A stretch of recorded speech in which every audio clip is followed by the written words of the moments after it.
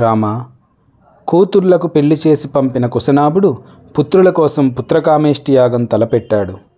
మహానుభావుడైన కుశనాభుడు తండ్రి కుశుడు ఆ యాగం దగ్గరికి వచ్చి గాది అనే కుమారుడు పుడతాడని, వంశోద్ధారకుడవుతాడని చెప్పి మరల బ్రహ్మలోకానికి వెళ్ళిపోతాడు. ఆయన చెప్పినట్లే యాగం జరిగిన కొంతకాలానికి గాది జన్మిస్తాడు. ఆయనే మా నాన్నగారు, పరమధార్మికుడు. మనమున్న ఈ దేశం మా వంశస్థులదే. నాకు సత్యవతి అనే ఒక అక్క ఉంది. తాను భర్తతో పాటు సశరీరంగా స్వర్గానికి వెళ్ళింది. కౌశికి అనే నదిగా మారి హిమాలయాల్లో ప్రవహిస్తుంది. ఆమె మీద ఉన్న అమితమైన ప్రేమ వల్లనే నేను ఎక్కువ హిమాలయ ప్రాంతాల్లోనే ఉంటాను. యాగం చేసి సిద్ధి పొందాలనే సిద్ధాశ్రమానికి వచ్చాను.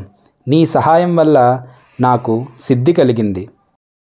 రామా, కథలు చెప్పుకుంటూ పోతే కాలం కానరాదు. చూడు, రాత్రివేళ కావస్తుంది.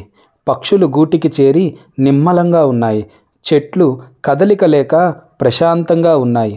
అన్ని దిక్కుల నుంచి రాత్రి చీకటి ఆకాశాన్ని కప్పేస్తున్నాయి. కళ్ళు మెరుస్తున్నట్లు ఆకాశం నిండా నక్షత్రాలు నిండిపోతున్నాయి.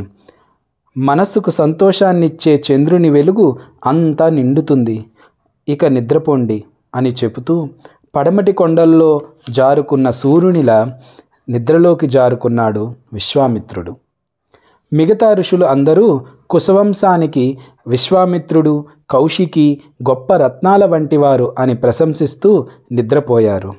రామలక్ష్మణులు కొత్తవైన ప్రశ్నలు ఉదయించినా ఉదయం చూసుకుందాములే అన్నట్లు నిద్రలోకి మునిగిపోయారు. ఇక్కడి నుంచి ఎక్కడికో మరి రాముని ప్రయాణం. అది తెలియాలంటే తెల్లవారాల్సిందే, తరువాతి సర్గ చదవాల్సిందే. ఇక్కడ ఒక చిన్న విషయం మీకు చెప్పాలి. విశ్వామిత్రుడు చెప్పిన కౌశికీ నది ప్రస్తుత భారతదేశపు మ్యాప్లో కోసీ రివర్ అని ఉంటుంది. హిమాలయ, టిబెట్, నేపాల్ ఇక్కడి నుంచి పుట్టిన కోసీ నది బీహార్లో వచ్చి గంగతో సంగమిస్తుంది. జై శ్రీరామ్.